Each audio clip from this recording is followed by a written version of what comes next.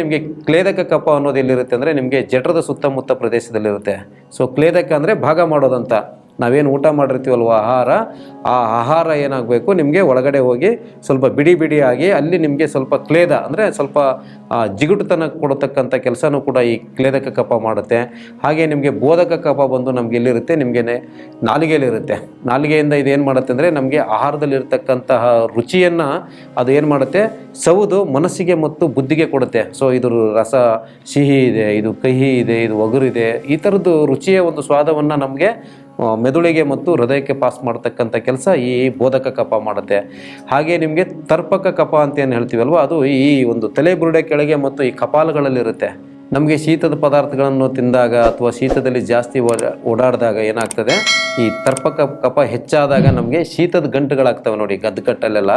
So ಅವು ಕೂಡ ತರ್ಪಕ ಕಫ ನಮ್ಗೆ ಏನು ಮಾಡ್ತದೆ ಅಂದರೆ ಈ ಥರ ಗಂಟುಗಳಾಗಿ ಸಮ ಇದ್ದಾಗ ಏನಾಗ್ತದೆ ನಮಗೆ ಈ ಕಣ್ಣುಗಳಿಗೆ, ಮೂಗಿಗೆ, ಆಮೇಲೆ ನಿಮಗೆ ನಾಲಿಗೆಗೆ ಮತ್ತು ಕಿವಿಗೆಲ್ಲ ಇಂದ್ರಿಯಗಳಿಗೆ ಮತ್ತು ಮೆದುಳಿಗೆ ಈ ಕಫ ನಮಗೆ ಉತ್ತಮವಾದಂತಹ ಒಂದು ದ್ರವಾಂಶವನ್ನು ಒದಗಿಸಿ ಅಲ್ಲಿ ಆ ಇಂದ್ರಿಯಗಳನ್ನು ತುಂಬ ಚುರುಕುತನದಿಂದ ನೋಡ್ಕೊಳ್ತಕ್ಕಂಥ ಕೆಲಸ ಈ ತರ್ಪಕ ಕಫ ಮಾಡ್ತದೆ.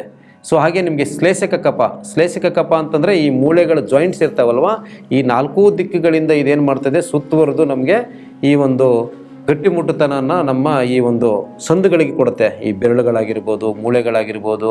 ಸೊ ಇಲ್ಲಿ ನಮಗೆ ಏನಾಗ್ತದೆ, ಆ ಗಟ್ಟಿತನವನ್ನು ಜಿಗುಟುತನವನ್ನು ಕೊಟ್ಟು ನಮ್ಮ ಈ ಕೀಲುಗಳನ್ನು ತುಂಬ ಆರೋಗ್ಯ ಸ್ಥಿತಿಯಲ್ಲಿ ಇಡುತ್ತದೆ ಈ ಒಂದು ಶ್ಲೇಷಕ ಕಫ. ಸ್ನೇಹಿತರೆ, ತಮಗೆಲ್ಲ ಗೊತ್ತಿರಬೇಕು, ಶರೀರದಲ್ಲಿ ವಾಯು ಜಾಸ್ತಿ ಆದಾಗ ಏನಾಗುತ್ತೆ, ನಮಗೆ ವಾಯು ಅಂದರೆ ವಾತ ಜಾಸ್ತಿ ಆದಾಗ ಈ ಕಫದ ಅಂಶ ಆರು ಹೋಗ್ತದೆ.